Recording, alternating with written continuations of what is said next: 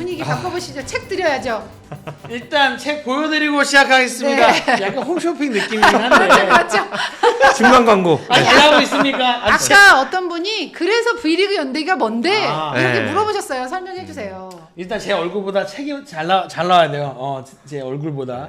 이 책이 뭐냐면 우리 방송 출연진 중에 한 명이죠. 네. 김효경 기자. 그 다음에 배구를 오래 취재한 유한준 네. 기자 이 두 분이 맞습니다. 함께 쓴 책입니다. 네. 이 제목이 V리그 연대기인데요.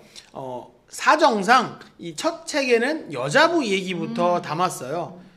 아무래도 요새 여자 배구가 인기가 좋다 보니까 여자 배구 우리 V리그 출범이 2005년입니다. 네. 그러면 그래서 지난 시즌까지가 딱 20번째 시즌을 오, 했어요. 오. 그래서 그 20번의 시즌 전체를 리뷰하고 매 시즌 주목할 만한 선수가 누가 있었는지 그래서 그 인물을 뽑아서 또 스토리로 적었던 그럼 김연경 선수 얘기가 많이 나오겠네요. 김연경 선수 얘기도 나오고 뭐 제목에 보면 뭐 식빵 언니, 어. 뭐 클러치 박, 뭐 이런 선수들을 이렇게 뽑았습니다. 그래서 이 추천사 보면 김연경 선수가 직접 추천사를 써줬습니다. 그랬다 하더라고요. 읽어볼게요. 네, 저도 봤어요. 2005년 떨리는 마음으로 경기에 나섰던 장면이 생생히 기억납니다. 그 이후 20년 동안 국내외에서 숨가쁘게 달려온 날들을 다시 한번 이 책을 통해 기억하고 추억할 수 있었습니다. 저와 동료들의 소중한 인생의 한 페이지를 팬들과 함께 나눌 수 있음에 감사를 전합니다. 네. 앞으로도 펼쳐질 우리들의 이야기를 기대해 주세요. 김연경 선수와 우와. 동료들의 20년 역사가 이 책에 담겨 있습니다. 와, 네. 되게 길게 남겼는데요? 많이 남겼더라고요. 네. 네.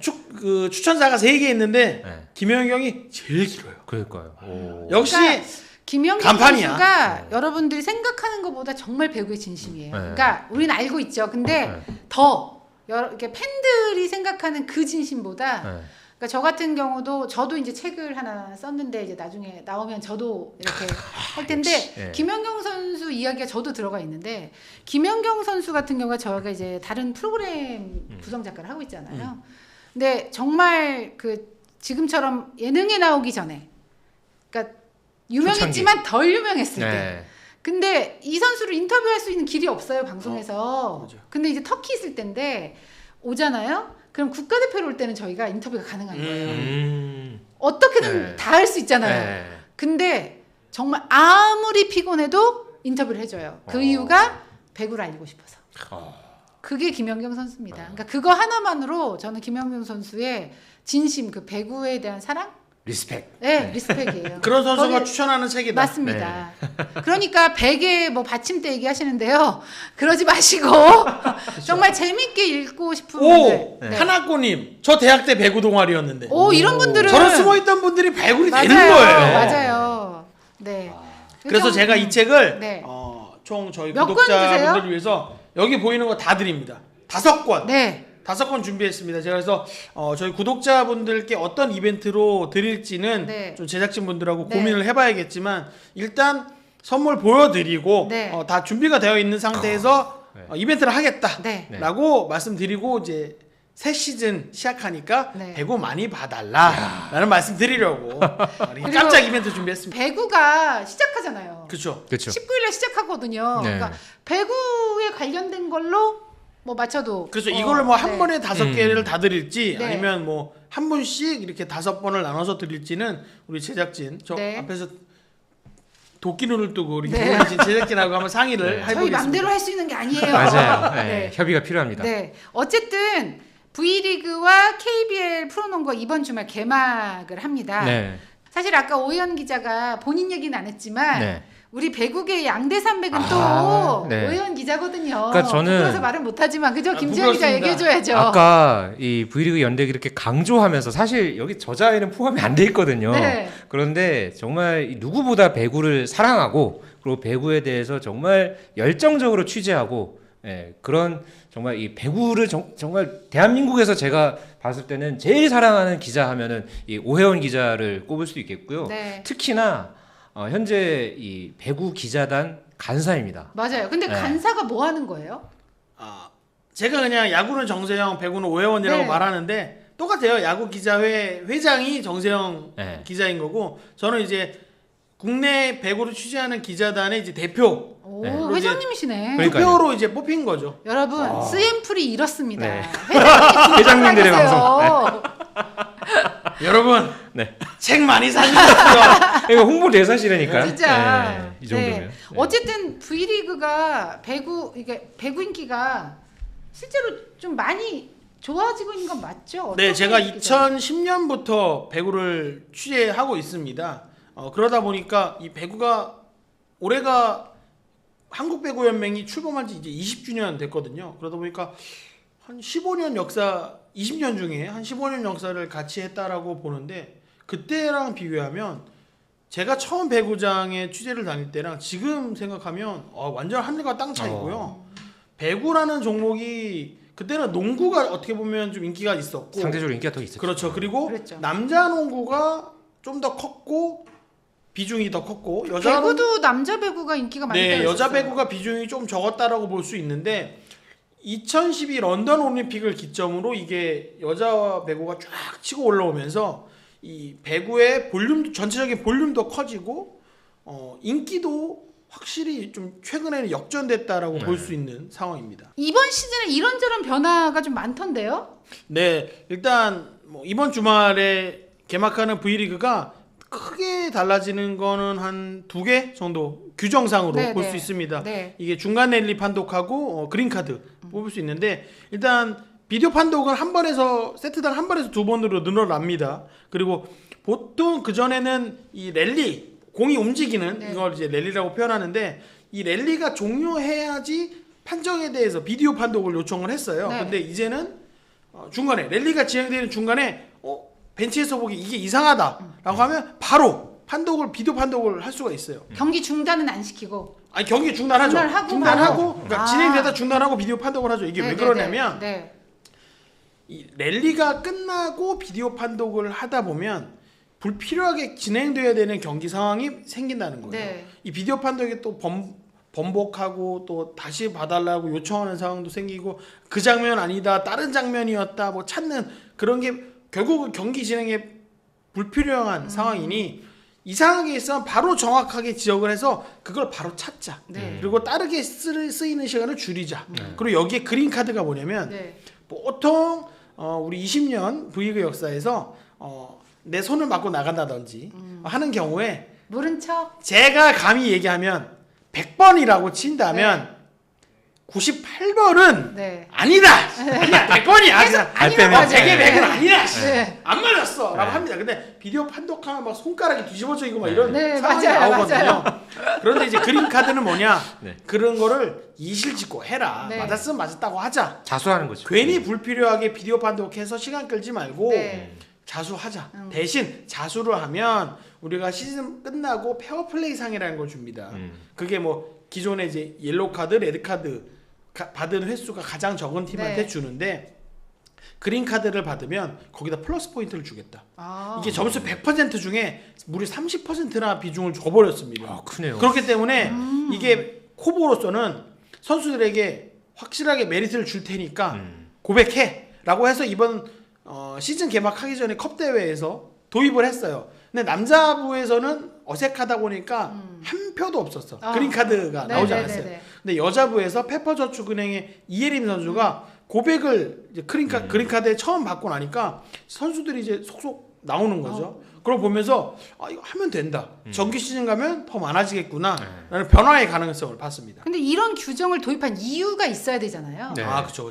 그러니까 그동안 비디오 판독이 뭐 물론 심판이 놓치고 하는 장면들을 정정할 수 있는 기회로 긍정적인 효과를 준 건 맞지만 네. 경기가 필요 이상으로 늘어져 버리고 맥이 끊기는 이런 부작용이 있었습니다. 네. 그러다 보니까 국제 배구 연맹이 이 그린 카드를 2023년에 도입했습니다. 그러니까 그런 불필요한 시간을 줄이고 페어플레이 합시다. 선수들 우리 페어플레이 합시다.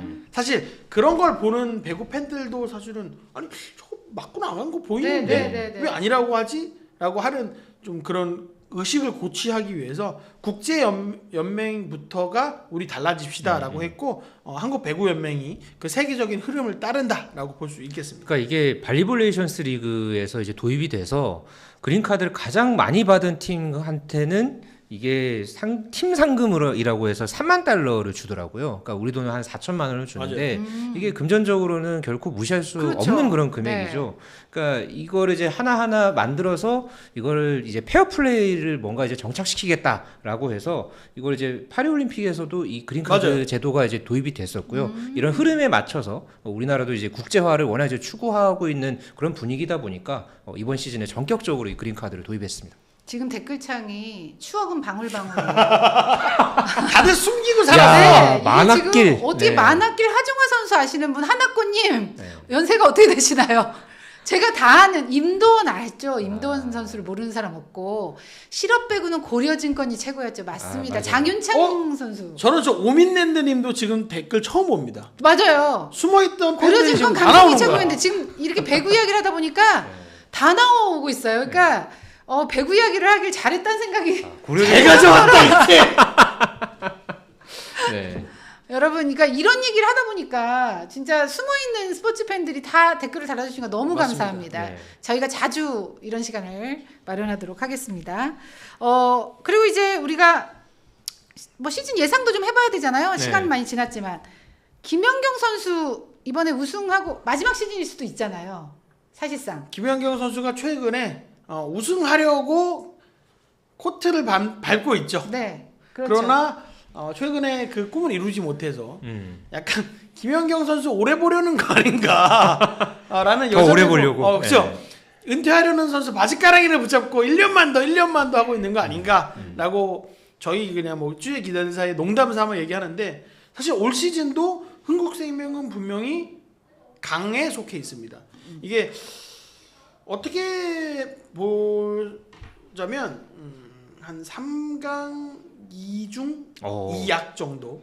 근데 그 3강에 뭐 지난해 우승팀인 이제 현대건설 들어가고요. 네. 흥국생명도 있습니다. 네. 그리고 여기에 이제 정관장 이렇게 들어가서 한 3강 정도 보고 도로공사하고 IBK 기업은행이 각각 강소휘 선수, 이소영 선수를 이제 FA로 데려오면서 그렇죠. 전력이 업그레이드 됐어요. 그러다 보니까 이제 상위권을 위협할 수 있는 한 중 정도가 될 것 같고 GS 칼텍스는 강소희 선수가 나갔는데 사실 그 빈자리를 좀 메우기는 쉽지 않을 것이다. 그리고 페퍼저축은행, 그러니까 창단 후 3시즌 연속 최하위를 했던 페퍼저축은행도 분명히 전력 상승 효과는 있지만 단번에 이게 강팀까지 가기는 어렵다. 그래서 한 중하를 왔다 갔다 거리는 그래서 한 3강 2중 2약 정도가 올 시즌 이제 여자부의 네. 판도라고 볼 수 있겠습니다. 하이브리드 히어로테님이 페퍼 힘내 하셨네요. 아마 페퍼는 조금 아픈 손가락처럼 저렇게 생각하시는 분 많으실 거예요. 저도 마찬가지로 페퍼저축은행이 이게 창단하고 3시즌 연속 그냥 다 최하위를 한 건 네. 처음이에요. 네, 맞아요. 근데 페퍼저축은행은 창단해서부터 약간 이런 표현이 맞는지 모르겠지만 약점을 안고 코트에 나섰다라고 볼 수밖에 없어요. 그러니까 전력차가 너무 확실한 상태에서 들어갔는데 이번 시즌 사실은 좀 달라요. 확실히 전력차가 많이 좁혀졌어요. 컵 대회에서도 보여줬어요. 그렇기 때문에 배구 팬들이 올 시즌에 좀 페퍼가 더 앞선 새 시즌보다 잘해주지 않을까 기대하셔도 좋을 것 같다라고 봅니다.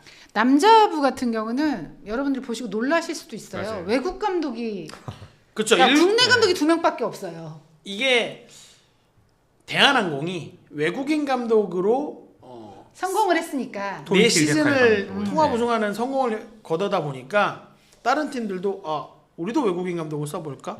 라는 거에 더하기 국내 감독들이 뭔가 이 세대 교체, 그러니까 지도자 세대 교체가 국내 감독들이 좀 꼬였습니다.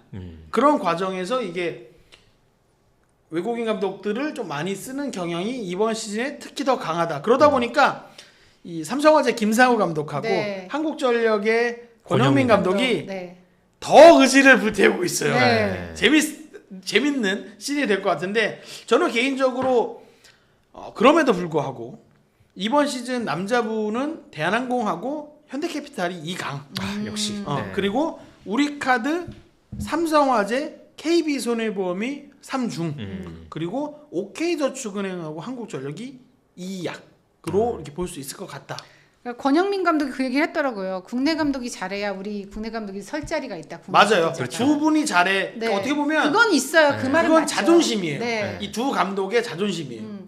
근데 또 한편으로는 그만큼 노력해야 된다. 맞아요. 우리 국내 지도자들이 자리를 어쨌든 뺏긴 거잖아요. 그만큼 물론 노력을 안 했다는 건 아닌데 경쟁력이 떨어졌기 때문에 프로는 어쩔 수가 없잖아요. 이게 OK 이제 올 시즌부터 다시 OK 저축은행입니다. 네. OK 저축은행이 창단하면서 김세진 감독을 창단 감독으로 쓰면서 단기간 내에 우승했잖아요. 네. 삼성화재 아성을 무너뜨리고 어떻게 보면 스승을 제자가 뛰어넘는 그런 결과를 냈잖아요. 그로부터 우리 프로배구계 특히 남자부에 젊은 감독 전성시대가 한 10년 있었어요. 네.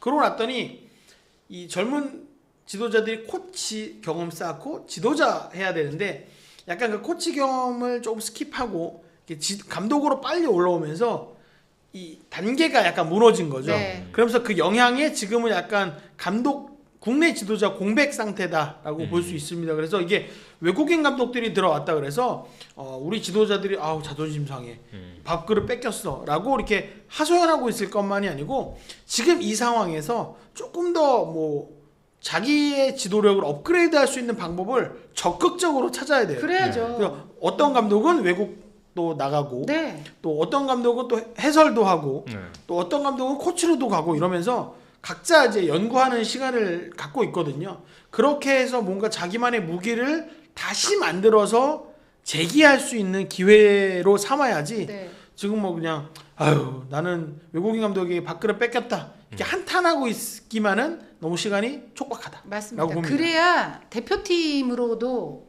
또 그것이 맞아요. 이어질 수 있거든요. 그렇죠. 네. 우리가 지금 대표팀 성적이 안 좋잖아요. 특히 남자 대표팀이 네. 좀 국제 경쟁력이 많이 좀 떨어졌다. 더 떨어져 있죠. 네, 여자 이런 얘기 배구도 많이 그렇긴 한데 들었기 더 때문에. 떨어져 네. 있기 때문에 그런 부분들이 전체적으로 지도자와 선수의 어떤 경쟁력까지 같이 올라가야 맞아요. 된다. 그런 생각을 배구 이야기까지 해봤습니다. 어쨌든 이제 뭐 농구 배구 시즌이 이제 주말부터 시작이 그쵸. 되니까 즐겁게 이제 주말 보내시면 좋을 것 같고 저희가 이제 주말 동안에는 또 손흥민 선수가 복귀할 것 같다 네. 이런 소식이 지금 들리고 있어서 프리미어리그 경기까지도 지켜보시면 좋을 것 같은데 오늘 방송은 이제 그런 얘기 하면서 마무리하도록 하고 오늘 댓글 보면서 배구 팬들이 이렇게 숨어 있을 줄 그러니까요. 몰랐는데 고려증권까지 다 이렇게 숨어 있었어. 등장하죠. 네, 그러니까요. 몰랐습니다. 저희가 이제 농구 이야기할 땐 또 어떤 선수 이름이 나올지 아, 궁금합니다. 그 조선과 함께 농구 이야기 준비해야 하도록 하겠습니다. 오늘은 이 방송 이야기로 마무리를 할까 합니다. 오늘 댓글도 많이 달아주시고 너무 감사하게 생각합니다. 김지연 오해훈 기자였습니다. 고맙습니다. 고맙습니다. 감사합니다. 내일은 아쉬울지 어떨지 모르겠지만 한성환 아나운서가 돌아옵니다. 네. 야구 이야기는 물론이고요. 영국의 이건 기자도 연결해서 손흥민 선수 관련 소식 자세하게 듣겠고 서우정 기자 출연도 예정돼 있습니다. 아마 그 손흥민 선수 같은 경우는 저희 방송 직전에 손흥민 선수 출전이나 이 그 몸 상태 그리고 손흥민 그 바르셀로나 이적설 얘기도 나왔잖아요. 최근에 뜨겁죠. 네, 그 이야기까지 이제 이건 기자 통해서 서우정 기자랑 함께 나눠볼 예정이니까 기다려 주시기 바랍니다. 내일 방송도 많은 관심 부탁드리겠습니다. 그럼 구독, 좋아요, 알림 설정 잊지 마시고 내일도 10시에 뵙겠습니다. 여러분. 감사합니다. 조태구만 네. 와. 책도 사주세요. 스포츠 플러스 한정의 무대 스포츠 플러스 인터넷 없이